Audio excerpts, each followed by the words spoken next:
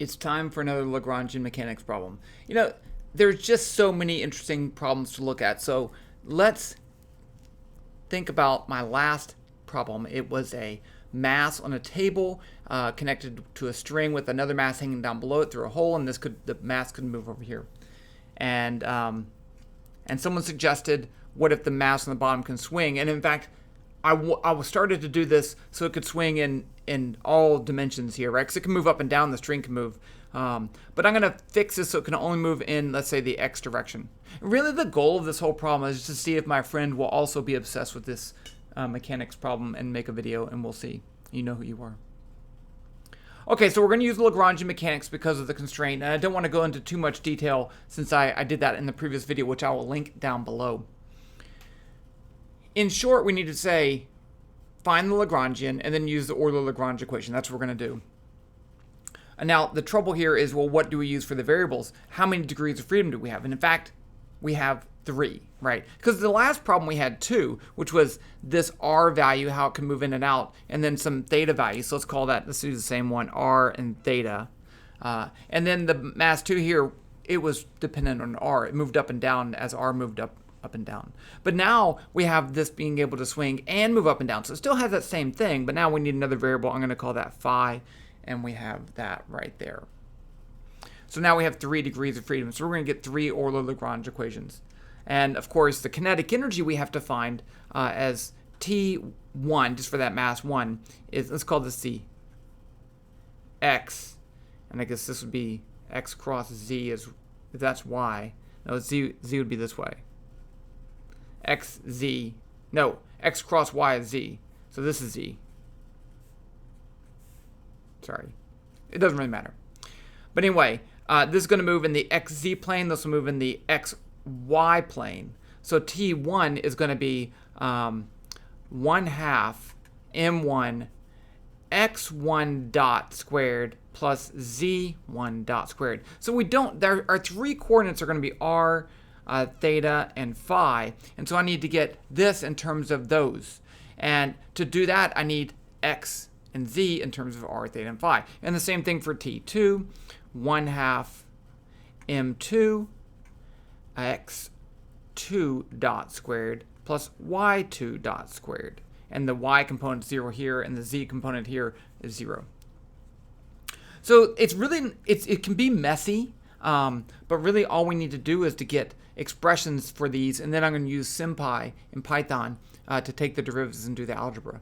So we already did this one, right? If I have this as X and that's Z, I can write X1 as R cosine theta, Z1 is R sine theta. So that's pretty easy. For this one, I need its coordinate right here. So I'm going to call the total length of the string K, like I did before. So K is R plus R2. So this is R2, which is not a variable. It's just a temporary variable. Actually, this to here is R2. But then I can say R2 is going to be K minus R. And then I can write X2 is going to be equal to R2 sine phi, and then Y2 is going to be negative R2 cosine phi. So now I can take all these derivatives, square them, and put them in here to get the kinetic energy, and the potential energy is going to be M2 G Y2. And then I can get my Lagrangian. And then I can do 3 Euler-Lagrange equations and solve them for I want to solve them for R double dot, theta double dot, phi double dot. And then with that, I can use my normal numerical calculations where I break it into small time steps and use that to update R dot, theta dot, phi dot, use that to update R, theta, and phi. I've gone over that in the previous video. Okay, so that was the hard part, getting X and Y and Z. So let's jump over to SymPy, and I'm going to do it from scratch. So jumping over here to SymPy. So I'm in Google Colab. It's called, what's it called? Colab.research.google. So you can run Python in this without having to install anything, and I think that's awesome. So I've already imported the SymPy module So this allows me to do symbolic math, symbolic algebra in Python. So the next thing I need to do is declare all my variables. So I'm going to say t, k, g, m1, m2. Yeah, I think that's it. Is going to be equal to sp.symbols. And then say t, k, g, m1. I'm going to use capital M1 and capital M2 because I'm going to copy the code, the function, and put them in GlowScript VPython. And when I do that, I'm going to use M1 and M2, capital M1 and M2 as my masses. So this is what it will represent. You can put whatever you want over here. When it prints it, it's going to say M1 is that. And I don't know everything about SymPy, so I'm just kind of doing what everyone else does. The next thing I need my three main variables, r, theta, and phi, and these are also symbols. I'm going to use just r, theta, phi. And they also are going to be functions. I hate when it does that. So I'm going to say sp.class equals sp.function, and that's that. Now I need to say what are they functions of. So r is a function of time. Theta is a function of time. Phi is a function of time. Now I need to define r dot theta, theta dot phi dot, r double dot, theta double dot, phi double dot. So we can do that with the differential function in SymPy. So I can say r dot is sp dot diff rt, theta dot equals sp dot diff theta t. Phi dot, you got to say it like that. You got to say phi dot equals sp dot diff phi t. Now I need to do the second derivatives are dd dot. I'm using dd dot for d dot for dd for double derivatives. D dot. It's kind of weird. Sp dot diff r dot. Stop it. See, I just tried to escape out of that and it got. I don't want that. There it goes. R dot t, okay, theta d dot equals sp dot diff theta dot t. If I type fast, it doesn't come up. Oh, I did it. Phi double dot is sp dot diff phi dot t. Okay, so now I need to define my x, y, and z. My x and y's and z's. So I can say x1. Oh no, I'm going to do this. Let's say r2 is k minus r. Then I don't have to write it. I can say r2. So x1 is equal to r times sp dot cosine of theta. That's what I had, right? Yep. Z1 is r times sp dot sine of theta. Now I need x2 is r2 times sp dot sine of phi, and y2 is negative r2 times sp dot cosine phi. Okay, working right along here. So now I'm going to define the two kinetic energies as separate terms, T1 and T2, and then the total kinetic energy is T1 plus T2. So T1 is sp dot rational 1, 2. So this makes the function, the fraction 1/2 as a 1/2 instead of multiplying or dividing it out, right, and having 0.5. You don't have to do that, but I did it. Times m1 times x1 dot squared. So that's going to be sp dot diff x1 with respect to time squared plus sp dot diff z1 with respect to time squared. T2 is sp dot rational 1, 2 times m2 times sp dot diff x2t squared plus sp dot diff y2t squared.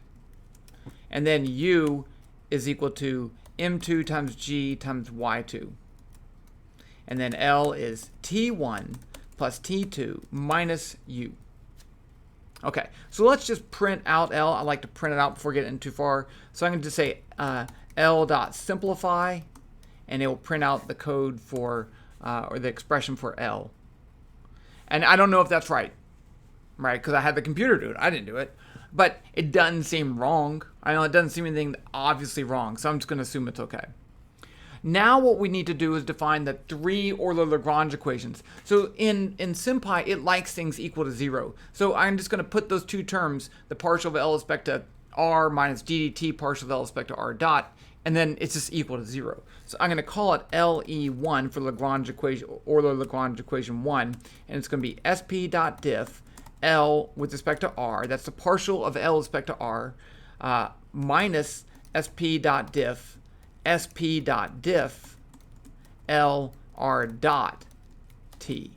So you'll see right there I have the derivative of a derivative, and one's a partial actually, but that's fine. So that's how we do that. Now let's just copy that whole thing and paste it, and then I'm just going to change these r dots to theta, and then I'm going to change this to theta,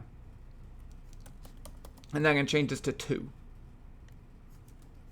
And then down here, I'm going to say, I'm going to paste it again, and I'm going to change the r dot to phi dot, and then I'm going to change this to phi. And what should I change the equation name to? Should it be LE10? No, it should be 3. It doesn't have to be. You call it whatever you want. So now I have the 3 equations. I want to solve 3 equations, 3 unknowns. So those are my 3 equations. Are all equal to 0. And I want to solve for r double dot, theta double dot, phi double dot. Okay. So I'm going to say the solutions, I'm going to call it a list called solves. And it's going to be sp.solve. And I need to give the list of my 3 equations, LE1, not exclamation, LE2, LE3.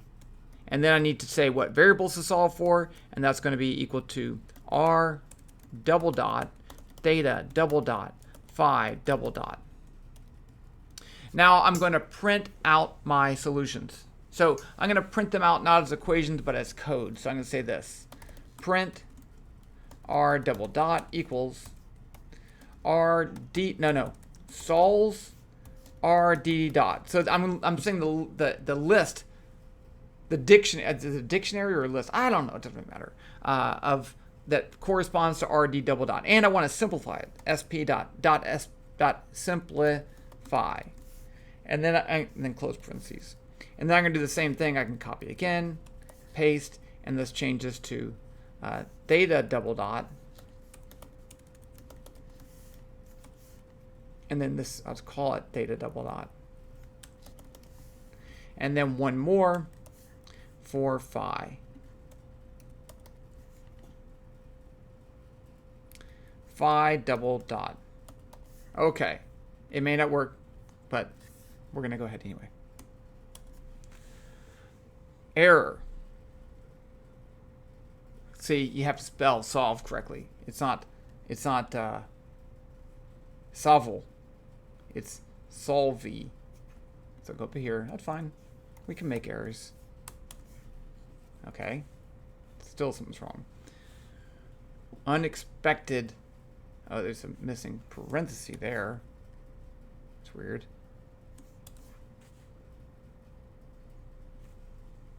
Okay. So now we have it. We have our 3 solutions. I want that all in GlowScript VPython. So, but to do that, I'm going to first copy this. Oh, let's see. Copy the whole thing. Because I have these things like derivative phi t, and I could change that. I know I could. I just haven't. There's a barrier, right, over which you have to get in order to make it worthwhile to have Python fix this. I can just do it manually very quickly. So let's just open up a text editor. See, I already did that anyway. I'm going to delete all that because I was doing this before. And then I'm going to paste my 3 things. Now what I'm going to do is do a find and replace. I already have derivative phi t in there. And I'm going to replace that with phi dot. So I'm going to replace all. I know that's kind of small. Did it do it?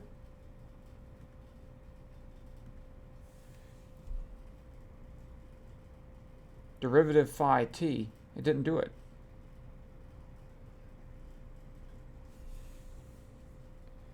Okay, let's see. Here's derivative phi t. I'm going to copy it, paste it up here, and then replace all. There, it did it. Okay, now I like to just go through here and see now here if r is a function of t. So I could replace, I could do just, let's just do this. Let's just do it the long way. Let's just replace that with r. Replace all. And then here I have a derivative of theta with respect to t. Copy. Paste. Replace with theta dot. Replace all. And then I have phi as a function of t. Copy. I like to copy it so I know it's exactly the same. And replace that with phi. Replace all. See, this isn't too bad. And now let's keep going through here. Next line, derivative of r. So here's r dot. Control C, or Apple C. No, that didn't get it. What the heck? Copy that. Control C. There. With r dot.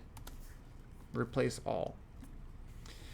And then I have, looks like it. I got everything.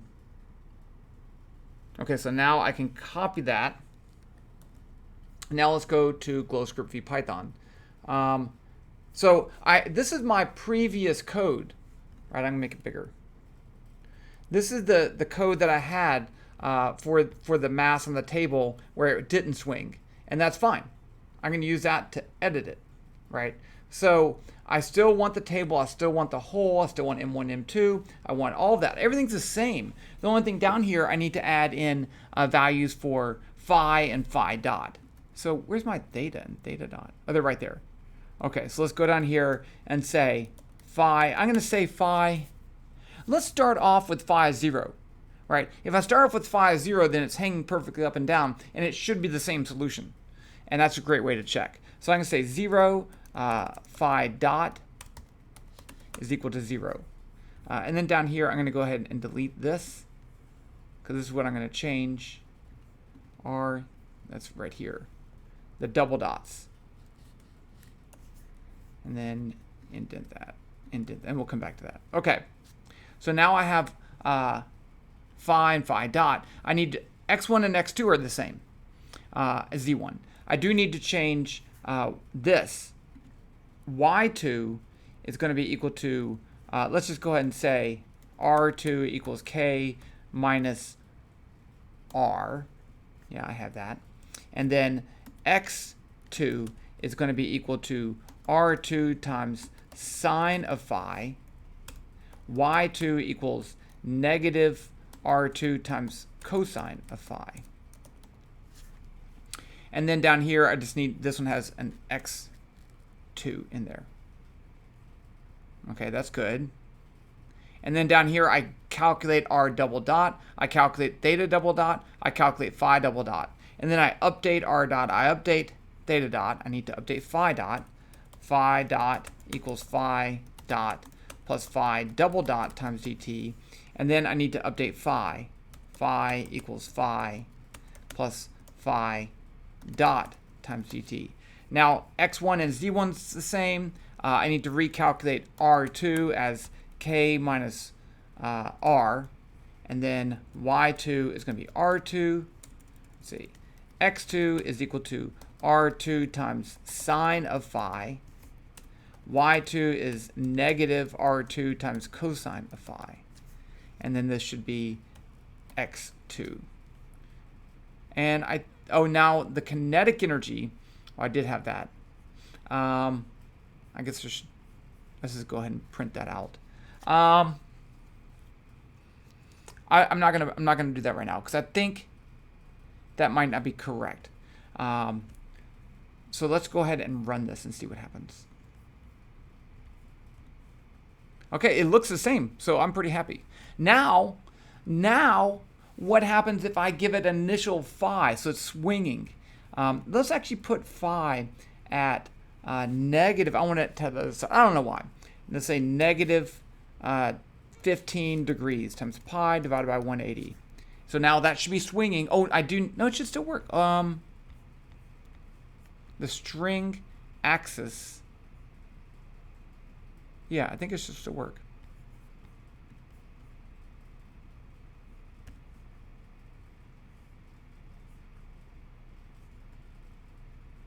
I mean, it definitely looks like it's working.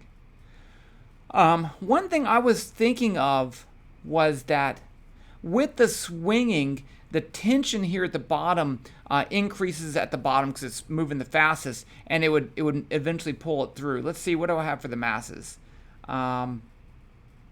Let's give it a bigger theta. Let's put it at phi as 35 degrees.